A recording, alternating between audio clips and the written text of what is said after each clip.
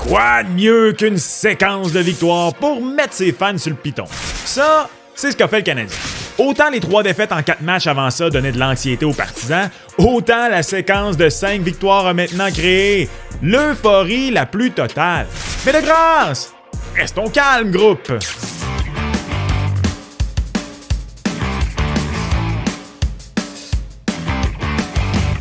What's up tout le monde? C'est ton boy Max. La neige fond, le soleil sort, le Canadien gagne et un gardien négligé est en train de faire des miracles devant le filet de l'équipe. D'où Jésus! Tous les ingrédients sont réunis pour un beau printemps au Québec. Dans la dernière semaine et demie, on est passé de ce genre de commentaires à 2-3 rondes, j'y crois, let's go! Mais ça, ne dites pas que c'est normal, les fans sont bipolaires à Montréal. Non! C'est la beauté des émotions que nous font vivre le sport. À travers tout ça, je me suis rendu compte que dans la dernière semaine, il y avait beaucoup de commentaires, hot takes, observations, appelez ça comme vous voulez, et autres, que vous avez laissés, que ce soit sous les épisodes réguliers, les shorts, pendant les lives, peu importe, qui méritaient d'être adressés dans un épisode plutôt que simplement en réponse courte, en commentaire, parce que ça mérite un petit peu plus de viande autour de l'os. Et aussi, soyons honnêtes, ça fait longtemps qu'il n'y a pas eu d'épisode où je vous réponds comme ça. Alors attache ta tuque! Parce que c'est ça qu'on va faire aujourd'hui. Tout juste avant de poursuivre, cet épisode vous est présenté par Budweiser. Budweiser Québec a lancé le concours et le but méga gros lot. Un concours à l'échelle de la province conçu pour toi, fan de hockey du Québec et propulsé par les buts. Le gros lot avait débuté à 50 000 $ et pour chaque but marqué dans la LNH d'ici la fin de la saison 2026, 50 $ s'ajoutent à la cagnotte. Le gros lot est maintenant au-dessus de 100 000 $. Pour participer, les résidents du Québec peuvent acheter une caisse de Budweiser sélectionnée dans un couche-tard participant et recevoir un billet à gratter qui va révéler un NIP unique. Vous pouvez aussi visiter budweiser.ca/aucun achat requis. Il suffit ensuite d'entrer le NIP dans l'application couche-tard pour courir la chance de gagner le gros lot. Le concours prend fin le 16 avril 2026 à 23h, 59 minutes et 59 secondes. C'est 18 ans et plus. Aucun achat requis. Pour tous les détails, budweiser.ca/méga gros lot. Un énorme merci à Budweiser, partenaire de ton boy Max. À tout seigneur, tout honneur. Débutons avec Jacob Dobèche. Bruno Williams dit ceci. Imaginons que Dobèche continue comme ça sur les 10 derniers matchs. Il en joue 6 sur 10. Il prend 6 victoires. On fait quoi pour le Calder ou même le Vézina? Il est dans le débat ou pas? Bruno. J'aime beaucoup la passion. J'aime l'amour. Parfois, l'amour rend aveugle. Débutons avec le Vézina, parce que c'est là où je parle d'aveuglement. Si Dobèche joue encore 6 matchs d'ici la fin de la saison, parce que si on regarde le calendrier, c'est pas garanti que ce sera ce partage de tâches-là. Il va, à mon humble avis, jouer le match contre le Lightning. Au moment où j'enregistre cet épisode, il n'y a toujours pas eu les points de presse de lendemain de match ou quoi que ce soit depuis la rencontre contre les Hurricanes. Je dis ça parce qu'il y a eu un petit pépin physique quand même contre les Canes. Espérons que tout est beau. Je veux dire, il y a eu ça en fin de première période, puis il a été impérial, particulièrement en deuxième. Il a bien fini le match. Tout a l'air d'être beau, mais tu sais, des fois, ça refroidit après la rencontre, puis peut-être que tu es un peu plus embêté que tu le pensais. Bref, tout ça pour dire qu'il semble y avoir quelque chose de très mineur pour Jacob Dobèche, mais sait-on jamais. Pour le moment, on n'a pas la confirmation. Donc, à mon avis, si tout est beau, il joue ce match-là contre le Lightning de Tampa Bay, pas de problème. Ensuite de ça, moi, je suis de l'optique 2-1, 2-1. Tu donnes les Rangers à Jacob Fowler. Tu en donnes 1 sur 2 à Jacob Fowler également contre les Devils. Surtout considérant le potentiel petit pépin physique. Pour moi, c'est important de donner ce match-là à Jacob Fowler. Les Rangers, c'est la pire équipe de la Ligue nationale à domicile cette saison. Et c'est après le 2-2 contre les Devils où ça devient intéressant. À mon avis, après ça, tu reviens. Parce que si tu donnes celui-là à Fowler, tu donnes le premier contre les Devils à Dobèche, le deuxième contre les Devils à Fowler, tu reviens avec Dobèche, tes 2 matchs contre les équipes de la Floride. Probablement Fowler contre les Blue Jackets. Et c'est là où ça devient intéressant. Si le Canadien est qualifié à partir de ce moment-là, avec la séquence de 5 victoires, le Canadien s'est mis dans une position où ça pourrait tout à fait être possible de se qualifier alors qu'il reste 2, voire peut-être 3 matchs à faire à la saison régulière. Si le Canadien est qualifié pour le match contre les Islanders, si le Canadien est qualifié pour le match contre les Flyers, moi je repose Dobèche. surtout s'il y a eu le petit pépin physique, là, assure-toi qu'il arrive frais, dispo pour les séries, qui commencerait probablement le samedi 18 avril. Mais après ça, on verra quand l'horaire sera sorti. Là. Ça lui donnerait un beau 5 jours complets de repos. Il y en a qui vont dire « c'est trop, faut qu'il reste hot ». Non, au contraire. Ce serait parfait. De toute façon, Dobeš a été très, très bon cette année lorsqu'il est reposé. Donc, c'est pas acquis pour moi qu'il joue 6 matchs. Jacob Dobeš, c'est encore moins acquis qu'il va aller chercher 6 victoires. Mais admettons qu'on prend ton exemple. 6 matchs, 6 victoires. D'abord, je l'ai dit, je le répète, n'importe qui base son évaluation des gardiens sur la colonne des victoires ne fait pas ses devoirs. Je dis sans tout respect, Bruno. La victoire, c'est une statistique collective. Je te prends Carey Price bien avant 95% des gardiens de sa génération, même si plusieurs ont plus de victoires que lui parce qu'il jouait derrière des meilleures équipes. Ça ne veut pas dire qu'il faut jeter la colonne des victoires aux poubelles. Sauf que si ton argument, c'est « Hey, il joue un autre 6 matchs, il va chercher 6 victoires », d'abord, en partant, s'il joue 6 matchs, il va être à 42 départs pour la saison. 43 matchs, mais il est venu en relève une fois. Jamais un gardien qui a joué si peu de matchs n'a été dans la discussion au Vézina dans l'histoire de la Ligue nationale de hockey. Depuis, bien sûr, qu'il y a plus de matchs que ça. Tu ne peux pas être dans la discussion au Vézina avec environ 50% des matchs. Il y a une grande exception dans l'histoire moderne de la Ligue, c'est Linus Ullmark. Quand il l'a gagné, le Vézina, en 22-23, c'est même moins bonne, avec 48 départs. Personne d'autre ne l'a gagné avec moins de 50 départs. Ullmark a frôlé les 50 et allez voir les stats d'Ullmark cette année-là à Boston, on n'est pas dans la même stratosphère que Dobeš présentement. Il était le meilleur gardien de la Ligue cette année-là, statistiquement parlant, dans beaucoup de catégories. Donc ça, c'est un. Il n'y aura même pas assez de départs pour être dans la discussion. Mais mettons qu'on va un peu plus loin, juste pour le fun. Dobeš est, s'il gagne tous ses matchs, comme tu le dis, probablement quelque part entre 7 et 8e pour les victoires à la fin de l'année. Peut-être plus haut si personne d'autre gagne des matchs, là, mais bon, ce sera à voir. Je le répète, de toute façon, personnellement, c'est pas quelque chose que je regarde, ou du moins, c'est pas le facteur déterminant. Il est présentement 14e pour les victoires. Efficacité 24e, moyenne 28e, jeu blanc, il n'y en a pas. Zorro, il est 50e, égalité, ou 50e rang. But sauvé, 13e selon Evolving Hockey. Départ de qualité, ou plutôt pourcentage de départ de qualité, 16e. C'est quoi un départ de qualité? C'est un départ dans lequel ton taux d'efficacité est supérieur à la moyenne de la Ligue cette année-là, ou si tu as reçu moins de 20 tirs, il y a un calcul qui est fait. Bref, il est 16e. Très bonne saison. Excellente saison. Particulièrement but sauvé, 13e. J'adore voir ça. Digne du Vézina, digne d'une considération même au Vézina. Absolument pas. S'il vous plaît, appréciez Dobeš. Il est bon! Mais appréciez Dobeš de façon responsable, s'il vous plaît. Là où le commentaire devient intéressant, par contre, le Calder. Est-il réellement en train de s'inviter dans la course? Débutons avec le fait que le nom de Matthew Schaefer est gravé sur le Calder. Là. Soyons bien honnêtes. Que vous le vouliez ou non. Que vous êtes là en commentaire. Hey, pourquoi on lui donne si vite? Que vous aimiez ça ou pas, faut que vous l'acceptiez.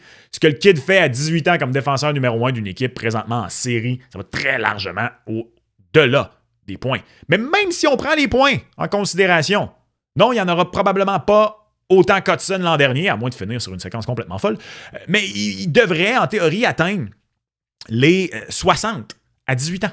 18 ans! Eskivan Demidov et Beckett Seneca, par contre, sont intouchables comme les deux autres candidats. Les deux aussi devraient, à moins d'une catastrophe, atteindre les 60 points. Beckett Seneca a 20 buts, Demidov non. Peut-être pourrait-il l'atteindre s'il décide de tirer un peu plus d'ici la fin de la saison. Comment compare-t-on la saison d'un gardien à travers tout ça? Parce que les 3 gars que je viens de vous montrer à l'écran sont depuis, à peu près le mois de décembre, les 3 candidats les plus évidents.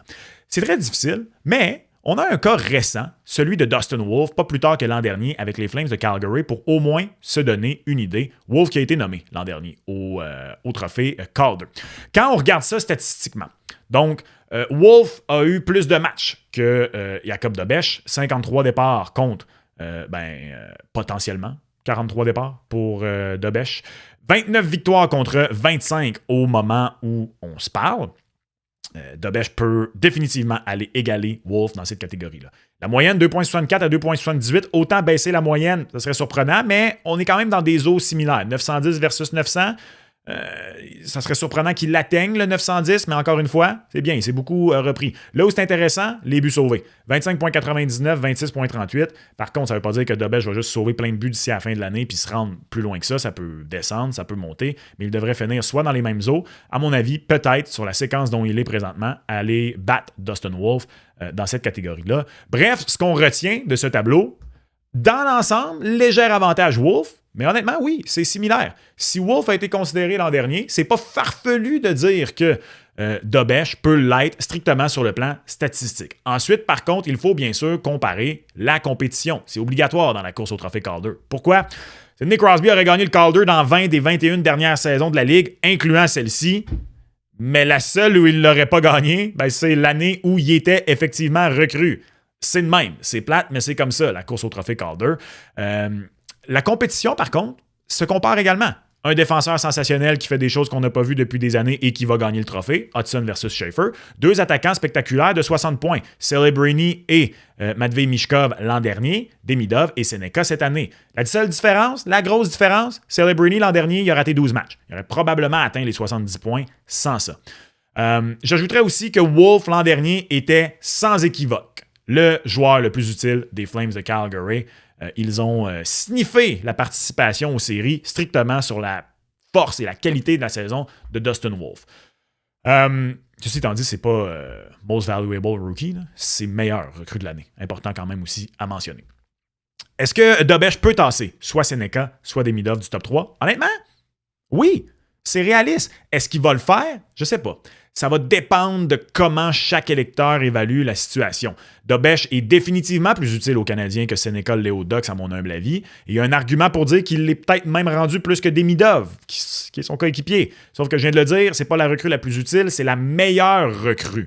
Le recency bias, si vous me passez l'anglicisme, aussi pourrait l'aider. Il fait tout ça en fin de saison. C'est frais en mémoire. Et dernière chose, il le fait à Montréal. Faire ce que Dobeš fait dans un gros marché versus à Anaheim, ça aide. Donc, Vézina, Bruno, calme-toi. Calder, il peut, à mon avis, finir n'importe où en troisième, peut-être deuxième, mais je pense pas, troisième et cinquième. Restons en défense. Sébastien Manta dit ceci. La vérité, c'est que la défense aussi est plus tête. Ils jouent vraiment mieux dans leur zone. J'ai le même sentiment, Sébastien. Avons-nous raison? Par contre, toi et moi, regardons ça, parce que c'est important de vérifier son high test. Le Canadien est maintenant sur une excellente séquence de 6 victoires en 7 matchs. Durant cette séquence, on a concédé 13 buts, dont 1 dans un filet désert. Donc, les gardiens ont concédé 12 buts. Captain Tomboy obvious aujourd'hui. Dans les 7 matchs avant la séquence actuelle, on avait concédé 27. Plus que 3 buts par match en moyenne dans les 7 matchs précédents, à moins de 2 dans la séquence actuelle. Également dans les 7 matchs précédents, la séquence actuelle, selon mon époque, 26,44 buts contre attendus. Moyenne de 3,77 buts contre attendus par rencontre, selon mon époque. Donc, les gardiens ont concédé, ou du moins la défense, parce qu'il y a quand même les buts filet désert là-dedans, ont pas sauvé. Ils ont donné 0,56 buts de plus que ce qui était attendu. Si on se transpose maintenant dans la séquence actuelle, je le disais, 13 buts accordés, dont un filet désert. Les buts contre attendus, 26,4, toujours selon mon époque. Moyenne, encore une fois, de 3,77, presque identique. Presque identique. Et là, cette fois-ci, les gardiens qui ont sauvé 13,4 buts. Écoutez, je le dis souvent, les stats avancées sont comme toutes stats. Elles doivent être mises en perspective. Elles nous apportent des données de plus, elles sont intéressantes, mais elles doivent être mises en perspective. Le CH a-t-il amélioré des choses malgré ce qu'on vient de voir en défense? Moi, je pense que oui. Principalement, on se met beaucoup plus dans les lignes de tir. On en a bloqué 32 contre les Hurricanes de la Caroline, pour vous donner une idée. Il y a encore beaucoup à améliorer, mais je crois vraiment que ce sont les gardiens qui ont élevé leur jeu d'un cran, plus que la défense qui s'est resserrée. Mais ne négligeons pas quand même le travail qui est fait devant. On est bien meilleur à 5 contre 6 en désavantage numérique. On aide beaucoup plus pour les retours. Mais les stats traditionnelles comme avancées ne mentent pas. Simply Dobeš. C'est ça. En ce moment, c'est ça.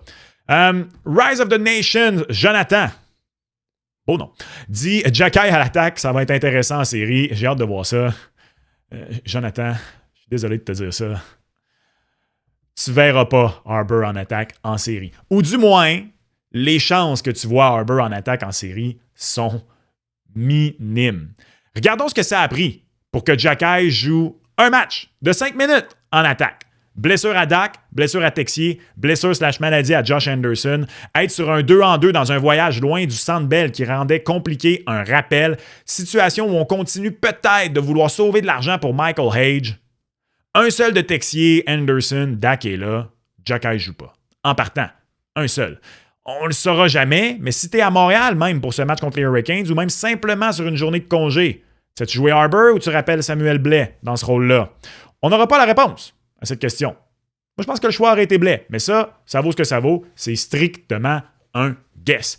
Ajoute à ça potentiellement Michael Hage en série. Pour voir Jacky en attaque, ça te prendrait une combinaison d'éléments improbables qui n'arrivera pas. Mais yo, ton boy n'est pas devin. J'ai été dans le champ à plusieurs reprises cette saison. T'as le droit de rêver. Restons au sujet de Jacky, ceci étant dit. Mr. Diamond Driller, qui dit « Mais tu l'as trouvé comment, Jacky, ça à 4? » Honnêtement, j'en ai pensé quoi? J'en ai pas pensé grand-chose. Il a fait 6 présences. Et 6 présences sans réel impact. Ce qui n'est pas une mauvaise chose sur un 4e trio contre une très bonne équipe comme les Hurricanes. C'est pas un reproche, pas un diss, c'est pas rien de tout ça. Oui, 5 mises en échec. Mais il a joué 5 minutes 11. Et les mises en échec, c'est quelque chose, effectivement. 5 minutes, 5 mises en... Ou c'était-tu 6 mises en échec? C'est vrai que j'ai en tête qu'il y en a une 6e. En tout cas, 5 ou 6 mises en échec là, en 6 présences sans réel impact. C'est quelque chose, oui, qu'il pourrait amener. Mais dans ce cas-ci, c'est pas des mises en échec. Il n'a pas réussi à empêcher une sortie de zone avec une grosse mise en échec en étant très bon sur l'échec avant. Il n'a pas changé le tempo avec une mise en échec percutante. Rien de tout ça. Après ça, c'est un rôle très limité. Encore une fois, c'est pas un reproche que j'y fais. C'est juste que voulez-vous qu'on retienne de cette rencontre-là? Pas grand-chose. L'échantillon est simplement trop petit. Est-ce que si on lui demandait de faire le changement de façon permanente et qu'il passait l'été à travailler là-dessus, ça pourrait se faire? Peut-être, oui. Il peut pas être pire qu'un Michael Pezzetta. Sauf que le Canadien n'est plus une équipe que, de un, besoin d'un Michael Pezzetta et qui est un AHLer qui est là, qui est content d'avoir son salaire à l'NH. Donc, je sais pas trop. Honnêtement, la vérité, c'est que Carver Jacky, faut que vous l'admettiez. Là. Il est dans la LNH parce qu'il est bon au point et il peut peut-être intimider. Au-delà de ça, dans une bonne équipe, a-t-il sa place comme régulier? Non. Dans une équipe en construction, en reconstruction, peu importe, comme le Canadien? Peut-être. Est-ce qu'une équipe plus basse au classement voudrait faire son acquisition cette année? Oui. J'ai absolument rien contre Harbour Jacky. Puis c'est un bon gars, puis le fait qu'on lui a donné la tête de coyote, là, je trouve que ça dit beaucoup sur comment il est apprécié au sein de l'équipe. Mais le Canadien est maintenant une belle et bonne équipe. Je pense malheureusement qu'en ce moment, il n'y a pas vraiment de rôle pour Harbour Jacky. Et savez-vous quoi? Concluons avec encore un sujet adjacent. Pourquoi pas l'année? À la place de Jacky, tant qu'à essayer Jacky. Groupe, je suis désolé de vous dire ça. Et je m'excuse pour ce qui s'en vient. Let it go, let it go. OK, on arrête. On ne reverra pas l'année à Montréal à moins d'une blessure à un des meilleurs éléments offensifs. Et qu'on soit vraiment désespéré. Caulfield se blesse. Peut-être même Slav se blesse. Peut-être Demidov se blesse. Puis là, t'es comme, ça nous prend du punch en attaque sur le top 6 puis quelqu'un en avantage numérique. Je sais, c'est plate. Je suis le premier qui aurait vraiment voulu que ça fonctionne. Patrick Laine à Montréal, je suis le premier qui aurait donc voulu une belle saison. Maudit que ça aurait été le fun. Pas de blessure, commence bien l'année. Il trouve, je sais pas, moi, quelque chose qui lui donne le goût de jouer à 5 contre 5. Puis, il est intéressant avec Demidov sur l'autre flanc. Puis, il remplit le filet. Mais c'est pas arrivé. Il faut s'admettre, ça n'arrivera pas. As-tu besoin d'un câlin pour passer à autre chose? Voilà pour mes réponses au sujet de ce qui vous brûle les lèvres présentement chez le Canadien de Montréal. Qu'as-tu pensé de tout ça? Laisse-moi savoir en commentaire. Tu veux savoir pourquoi je pense que le Canadien est en Cadillac avec le duo Dobeš-Fowler, et ce, pour au moins quelques années? C'est ici. Et on se reparle lors du prochain épisode. Ciao!